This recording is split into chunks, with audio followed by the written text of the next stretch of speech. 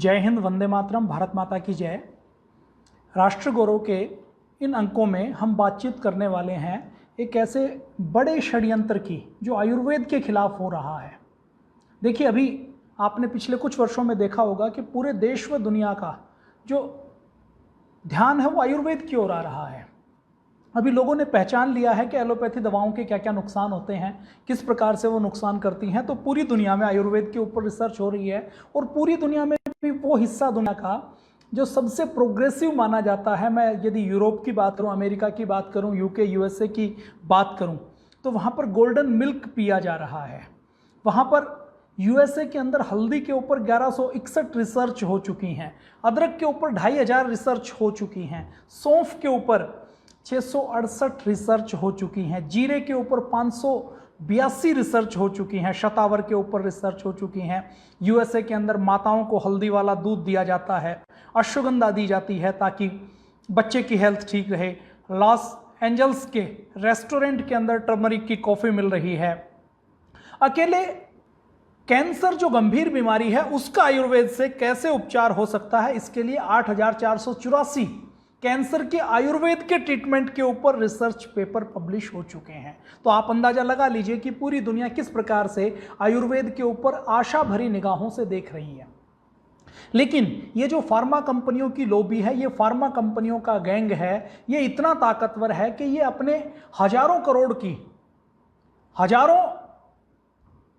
लाख करोड़ रुपए की इस फार्मा इंडस्ट्री के ऊपर, जिसमें एक एक कंपनी का एक साल के प्रॉफिट की बात करें तो कई कई लाख करोड़ रुपए केवल प्रॉफिट है, ऐसी दुनिया की जो बड़ी कंपनियां हैं वो नहीं चाहती कि आम आदमी को, सामान्य व्यक्ति को कोई ऐसा उपचार मिले जिससे वो अपने आप को बिना किसी महंगी फार्मा की दवा के, बिना किसी साइड इफेक्ट के ठीक कर सके। तो उसके लिए लगातार वो लगी रहती हैं, फार्मा षड्यंत्र किए जाते हैं, बिना आवश्यकता की रिसर्च की जाती है, बिना आवश्यकता की दवाइयाँ बनाई जाती हैं, बिना आवश्यकता के एमआर के माध्यम से, डॉक्टर्स के माध्यम से उन दवाइयों को बेचा जाता है, उन दवाइयों को लिखा जाता है, फिर उसके साइड इफेक्ट से दूसरी बीमारियां पैदा होती हैं। उन साइड इफेक्ट के इलाज के नाम पर फिर से लूटा जाता है, मरीजों की जान जाती है। ये सब षड्यंत्र तो चल रहा है।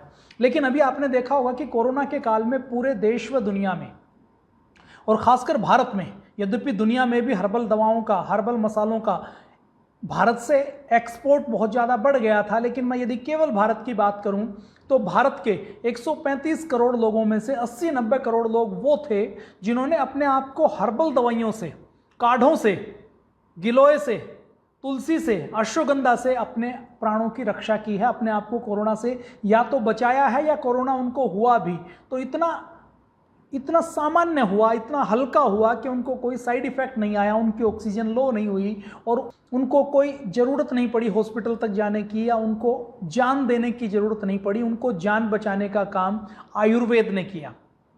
अब आयुर्वेद की इस चर्चा के बीच में जब करोड़ों लोगों ने आयुर्वेद का प्रयोग किया और गिलोय को घर घर में एक पहचान मिल गई, मेरे सामने जो पौधा है वो गिलोय का पौधा है, आपने स्क्रीन के ऊपर भी देखा होगा। तो गिलोय, जिसको संस्कृत में अमृता कहा जाता है, हिंदी में जिसको गुडुचि कहा जाता है, तो ये गिलोय संस्कृत में जिसका नाम अमृता है, इस गिलोय ने अमृत की तरह काम किया और पूरे देश के करोड़ों लोगों के प्राण बचाने का काम किया। अब इस गिलोय को घर घर में काढ़ा बनाकर पिया जाने लगा। जो पतंजलि जैसी संस्थाएं हैं, पूज्य स्वामी जी महाराज श्रद्धेय आचार्य जी पिछले 25 वर्षों से लगातार प्रचार कर रहे थे, करोड़ों लोगों तक गिलोय पहुंच चुकी थी। लेकिन इस कोरोना के काल में जब गिलोय के ऊपर रिसर्च की और रिसर्च करके गिलोय, तुलसी, अश्वगंधा के कॉम्बिनेशन से जब कोरोनिल बनाई गई, जब कोरोना के ट्रीटमेंट की दवा बनाई गई, तो फार्मा इंडस्ट्री के होश उड़ गए। वो फार्मा इंडस्ट्री जिसने हाइड्रोक्सीक्लोरोक्विन बेची, वो फार्मा इंडस्ट्री जिसने इवरमेक्टिन बेची, जिसने स्टेरॉइड थेरेपी दी, जिसने प्लाज्मा थेरेपी दी, जिसने टेमी फ्लू बेची, जिसने फेबी फ्लू बेची, जो एक एक टेबलेट 600 रुपए की थी, जिसका 10 दिन के कोर्स की बात करें तो 54,000 रुपए का, 50,000 रुपए का, 1 लाख रुपए का कोर्स था। तो वो बेचने वाली फार्मा इंडस्ट्री को ये पता लगा कि ये तो गहरा षड्यंत्र चल रहा है, तो उस फार्मा इंडस्ट्री ने प्लान तरीके से आयुर्वेद को बदनाम करने का षड्यंत्र रचा। आयुर्वेद को बदनाम पिछले 70-80 सालों में खूब किया गया। आयुर्वेद के ऊपर आरोप लगाया गया कि आयुर्वेद की जितनी जड़ी बूटियां हैं, उन आयुर्वेद की जड़ी बूटियों के अंदर तो स्टीरॉयड होता है, आयुर्वेद की जड़ी बूटियों के अंदर तो हैवी मेटल्स होते हैं। आयुर्वेद की जो भस्म है, भस्मों के ऊपर जो भस्मों के अंदर जो हैवी मेटल्स होते हैं वो किडनी को, लीवर को फेल करने का काम करते हैं। ऐसा षड्यंत्र रच के आयुर्वेद को पहले बदनाम किया गया, लेकिन आयुर्वेद की दोबारा से अब इस कोरोना के काल में प्रतिष्ठा हुई, लोगों ने आयुर्वेद के महत्व को जाना, आयुर्वेद किस प्रकार से आम आदमी के जीवन में उपयोगी होता है ये जब पता लगा तो लोग आयुर्वेद की ओर लौटे और लोगों ने महसूस किया कि जो जो व्यक्ति हॉस्पिटल में गया उसकी हालत क्रिटिकल होती गई।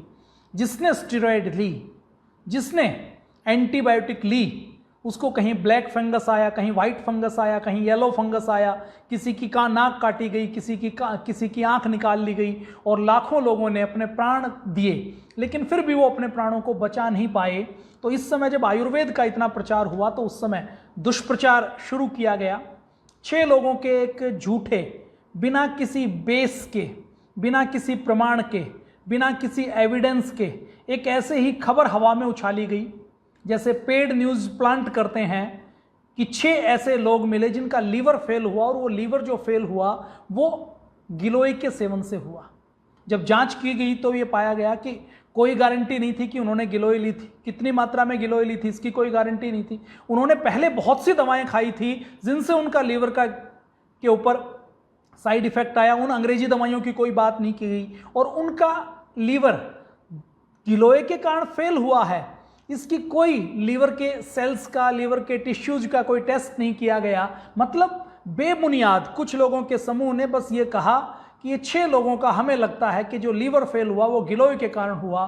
तो धड़ाधड़ मीडिया के अंदर रिपोर्ट आनी शुरू हुई, मीडिया के अंदर छापना शुरू हुआ कि गिलोय की मात्रा, गिलोय नुकसानदायक है, गिलोय से नुकसान हो सकता है।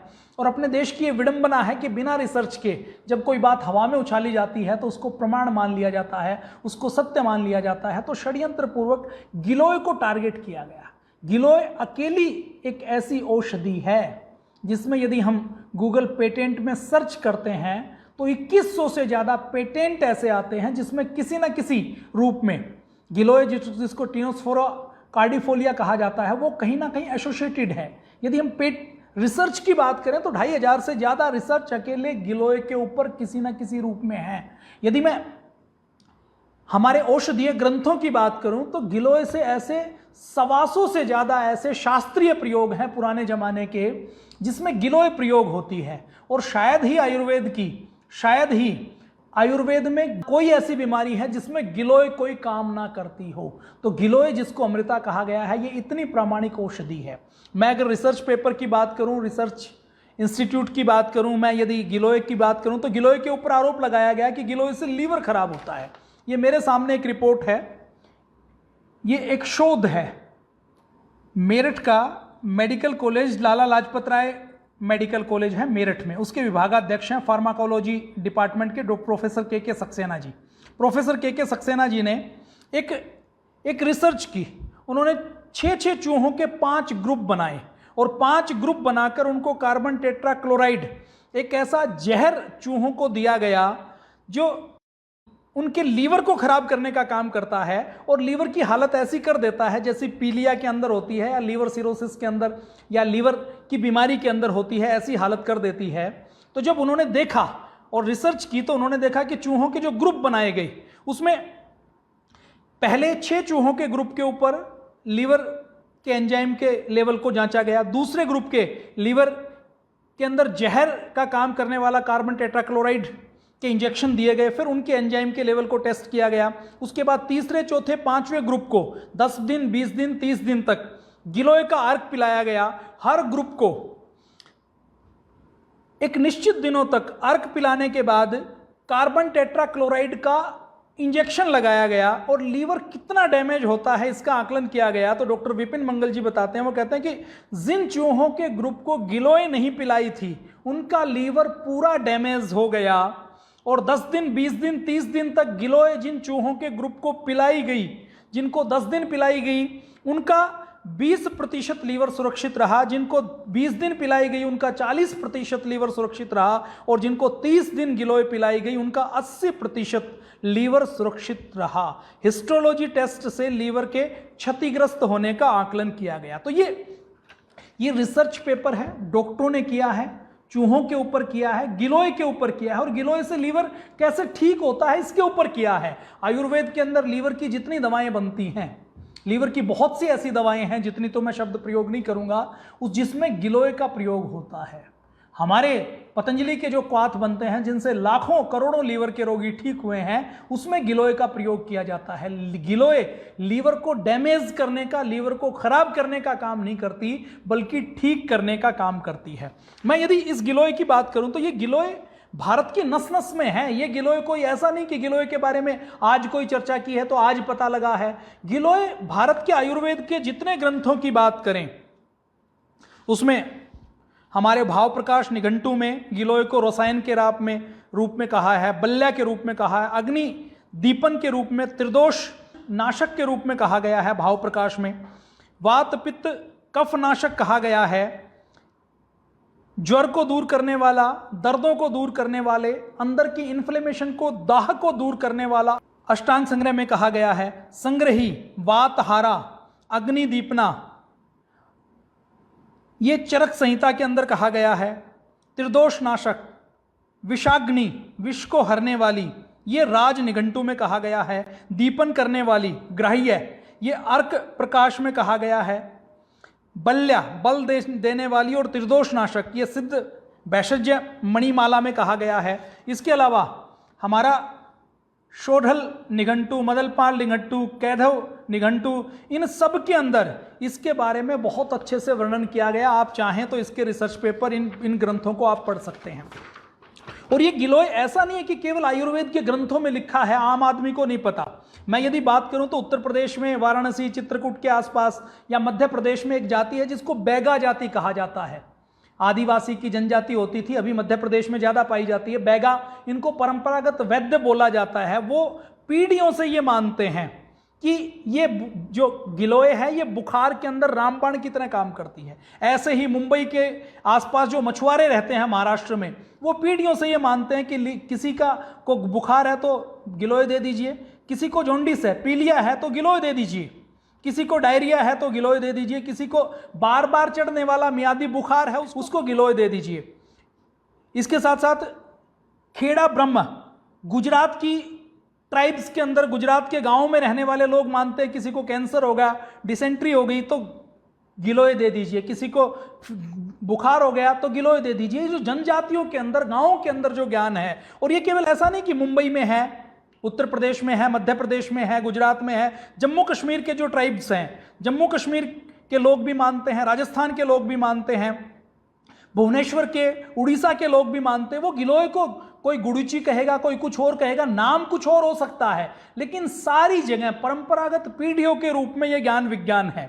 मैं यदि बात करूं बिहार में, बांका के आसपास जो लोग रहते हैं वो गिलोय का प्रयोग करते हैं। गिलोय का प्रयोग जब बर्निंग होती है, दाह होता है, तो गिलोय का प्रयोग करते हैं। बच्चों में जब बीमारी होती है तो गिलोय का प्रयोग करते हैं। पटियाला के लोग गिलोय का प्रयोग बुखार में करते हैं। इसी प्रकार राजौरी में, जम्मू कश्मीर में जो मुस्लिम ट्राइब्स हैं, जम्मू के जो तवी नदी के आसपास रहने वाले लोग हैं, वहाँ के जो गुजर हैं और जो बकवाल हैं, वो हड्डी का जब फ्रैक्चर आता है तो गिलोय का प्रयोग करते हैं। ऐसे ही धानु फॉरेस्ट डिवीजन महाराष्ट्र में ट्राइबल जो लोग रहते हैं वो, इसके साथ साथ जो राजस्थान की, मध्य प्रदेश की जो भील जनजातियां हैं, दाड़ियाज हैं, डुबलाज हैं, काकरीस हैं, रामोशीश हैं, ठाकुर हैं, ये सब जनजातियां कमजोरी के लिए, शरीर में ताकत देने के लिए गिलोय का प्रयोग हजारों सालों से कर रही हैं। इनको कभी कोई साइड इफेक्ट नहीं हुआ। इसके साथ साथ दुराला और हरियाणा के लोग खांसी में, कफ में गिलोय का प्रयोग पीढ़ियों से करते हुए आ रहे हैं। पटियाला के जो स्थानीय लोग हैं, पंजाब के लोग हैं, वो कान में जब दर्द होता है तो गिलोय का प्रयोग करते हैं।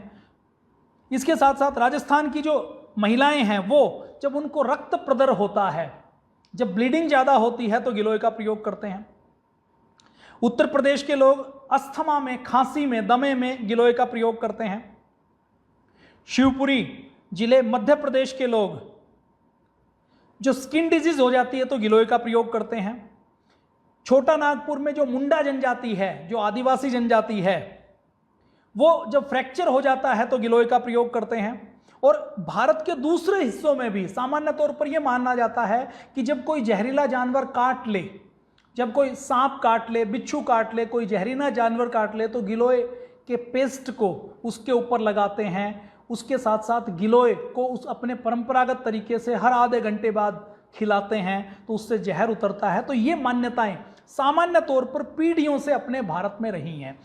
गिलोय को केवल परंपरागत तौर पर ही प्रयोग नहीं किया जाता, बल्कि गिलोय के बारे में यदि हम बात करें तो गिलोय पर आधुनिक युग में भी पूरी दुनिया के वैज्ञानिक रिसर्च कर रहे हैं। हम यदि रिसर्च पेपर की बात करें तो रिसर्च पेपर में जो गिलोय के बारे में, टिनोस्फोरा कार्डिफोलिया के बारे में जो डिस्कशन होता है वो बहुत ज़्यादा मात्रा में है। लगभग 16,000 रिसर्च पेपर में 2001 से लेकर 2016 तक इसकी किसी न किसी रूप में चर्चा हो रही है। और मैं टोटल रिसर्च पेपर की बात करूं तो अमेरिका के गिलोय के ऊपर शोध कर रहा है, जर्मनी शोध कर रहा है, इटली शोध कर रहा है, पूरी दुनिया गिलोय के ऊपर शोध कर रही है। लगभग 1600 रिसर्च पेपर 2001 से लेकर 2016 तक पूरी दुनिया में पब्लिश हो रहे हैं। यदि भारत की बात की जाए, अकेले भारत में सैकड़ों की संख्या में रिसर्च पेपर पब्लिश हो रहे हैं और ये सारे रिसर्च पेपर गिलोय के गुणों के ऊपर पब्लिश हो रहे हैं। भारत में अगर 2001 से लेकर 2008 तक की बात करें तो 175 रिसर्च पेपर पब्लिश हुए। 2009 से लेकर 2016 तक गिलोय की जानकारी बढ़ी तो 562 रिसर्च पेपर पब्लिश हुए और 2001 से लेकर 2016 तक टोटल बात की जाए तो 747 रिसर्च पेपर गिलोय के ऊपर पब्लिश हुए। ऐसे ही 2016 तक 49 रिसर्च पेपर अमेरिका में पब्लिश हुए। इसके साथ साथ जर्मनी के अंदर 7 रिसर्च पेपर पब्लिश हुए, यूके के अंदर 9 रिसर्च पेपर पब्लिश हुए, मलेशिया के अंदर 10 रिसर्च पेपर पब्लिश हुए, नाइजीरिया, सऊदी अरब वो भी गिलोय के ऊपर काम कर रहा है, गिलोय के ऊपर रिसर्च पेपर पब्लिश हो रहा है। इसके साथ साथ दुनिया के दूसरे जो हिस्से हैं उनमें भी गिलोय के ऊपर लगातार रिसर्च चल रही है, रिसर्च पेपर पब्लिश हो रहे हैं। यदि सालाना की बात की जाए तो सालाना पहले जहां 2001 में केवल 14 रिसर्च पेपर गिलोय के ऊपर पब्लिश हुए थे, वहीं 2011, 12, 13 में पूरी दुनिया में 100 से अधिक रिसर्च पेपर हर साल गिलोय के ऊपर पब्लिश हो रहे हैं। तो आप अंदाजा लगा लीजिए कि गिलोय को लेकर पूरी दुनिया के वैज्ञानिक कितने गंभीर हैं और कितनी गंभीरता के साथ गिलोय के ऊपर रिसर्च पेपर पब्लिश कर रहे हैं। हम यदि मैं बात करूं कि गिलोय के ऊपर पेटेंट की, तो जब गूगल पेटेंट में हम टिनोस्फोरा कार्डिफोलिया या गिलोय डालते हैं तो लगभग 2100 ऐसे पेटेंट की लिस्ट खुलती हैं जो ये दावा करते हैं, ये कहते हैं कि किसी न किसी रूप में हम गिलोय से संबंधित हैं। आप यदि केवल दवाओं की बात करें, जो हार्डकोर दवाइयों के लिए पेटेंट लिए गए हैं, जो 1990 के बाद के हैं, उन पेटेंट की मैं बात करूं तो ये गिलोय के ऊपर ये लगभग 17 तो ऐसे पेटेंट हैं जिनके ऊपर पूरी दुनिया में दवाइयां बन रही हैं। और ये जो पेटेंट हैं, इन पेटेंट में हेपेटाइटिस बी को क्योर करने के लिए गिलोय कैसे प्रयोग होती है, इसके लिए यूएस के अंदर लोग पेटेंट ले रहे हैं। और अपने भारत के डॉक्टर इतने आयुर्वेद से विरोध करने वाले हैं, आयुर्वेद से घृणा करने वाले हैं कि वो गिलोय के ऊपर आरोप लगा रहे हैं कि गिलोय से लीवर खराब होता है, ताकि उनकी दुकानदारी के ऊपर कोई सवाल ना उठाए। अब ये जो रिसर्च पेपर पब्लिश हो रहे हैं, इनकी यदि हम बात करें तो गिलोय कैसे दवाइयों से बचाव करती है, कैसे डायबिटीज़ को कंट्रोल करती है, गिलोय कैसे किस प्रकार से लीवर को ठीक करती है, गिलोय किस प्रकार से हमारे अंदर की इन्फ्लेमेशन को दूर करती है, गिलोय कैसे बुखार को ठीक करती है, इंसुलिन को, नेचुरल इंसुलिन को बढ़ाती है, दस्त कैसे कंट्रोल करती है, हमारे लीवर के टॉक्सिन्स को कैसे बाहर निकालती है, हमारे शरीर के अंदर इम्यूनो मॉड्यूलाइजेशन एजेंट के रूप में कैसे काम करती है, डिप्रेशन को कैसे दूर करती है, कुष्ठ रोग को कैसे दूर करती है, खुजली में कैसे काम आती है, कैल्शियम में कैसे काम आती है, बैक्टीरिया रेजिस्टेंस में किस प्रकार से काम आती है। इन सब के ऊपर 10-10, 20-20 रिसर्च पेपर पब्लिश हो चुके हैं। मोटापे के ऊपर कैसे काम करती है, गिलोय किस प्रकार से हमारे जेनेटिक स्ट्रक्चर को ठीक करने का काम करती है, कैसे जो पेट के अंदर कीड़े हो जाते हैं उसके अंदर काम करती है, घुटनों में जो पुराना दर्द है, आर्थराइटिस है, उसमें कैसे काम करती है, गठिया बाएं में कैसे काम करती है, हमारे लीवर में किस प्रकार से लीवर को ठीक करने में काम करती है। इन सब चीज़ों में, और तो और HIV इन्फेक्शन होता है, उस इन्फेक्शन में गिलोय कैसे काम करती है, इसके बारे में पूरी दुनिया में शोध हो रहा है। पैर की चोट में, लीवर के कैंसर में, कान की बीमारी में, हमारे जो रिप्रोडक्टिव सिस्टम की बीमारियां होती हैं उसमें किस प्रकार से काम करती है, अल्सर में किस प्रकार से काम करती है, इन सारी चीज़ों में गिलोय कैसे काम करती है, इसके ऊपर पूरी दुनिया में रिसर्च हो रही है। ये मैंने थोड़ी सी चर्चा आपके सामने की। यदि मैं केवल एक चर्चा और आपके सामने गिलोय की रखना चाहता हूं, अपने भारत में एक आयुर्वेद का बहुत पुराना विश्वविद्यालय है, गुजरात आयुर्वेदिक विश्वविद्यालय। उस गुजरात आयुर्वेदिक विश्वविद्यालय में वहाँ के वैज्ञानिकों ने एक प्रोजेक्ट लिया कि गिलोय कैसे काम करती है। तो उन्होंने ये जो मक्खियाँ होती हैं, घरेलू मक्खियाँ होती हैं, इस टाइप की एक मक्खी की प्रजाति होती है जिसके ऊपर ट्रायल किए जाते हैं, उस प्रजाति को लिया। उन मक्खियों का लाइफ स्पैन सामान्य 25 दिन का होता है, 25 से 30 दिन का। उनको गिलोय के पाउडर की मात्रा दी गई, उनको गिलोय दी गई, तो उन मक्खियों का लाइफ साइकिल बढ़कर 30 दिन से 80 दिन का हो गया। ये रिसर्च पेपर आप चाहें तो गूगल के ऊपर भी पढ़ सकते हैं, न्यूज भी पढ़ सकते हैं, अपने भारत की न्यूज है। तो गिलोय इतना चमत्कारी है, इस प्रकार से अमृत का काम करने का काम गिलोय करता है। और गिलोय के बारे में ये कहानी मैं बहुत बार बता चुका हूँ। पूज्य स्वामी जी महाराज श्रद्धेय आचार्य जी बार बार बताते हैं कि पुराने ज़माने में जब समुद्र मंथन हुआ और उससे जो अमृत की बूंदें छिटक कर धरती पर पड़ी, तो उन धरती पर गिरी हुई बूंदों से कुछ औषधियाँ उत्पन्न हुई थी। उसमें जो प्रमुख औषधि थी वो गिलोय थी। तो ये गिलोय ऐसी रामबाण औषधि है, ऐसी औषधि है जिसकी जड़ भी काम में आती है, जिसका तना भी काम में आता है, जिसकी पत्तियाँ भी काम में आती हैं।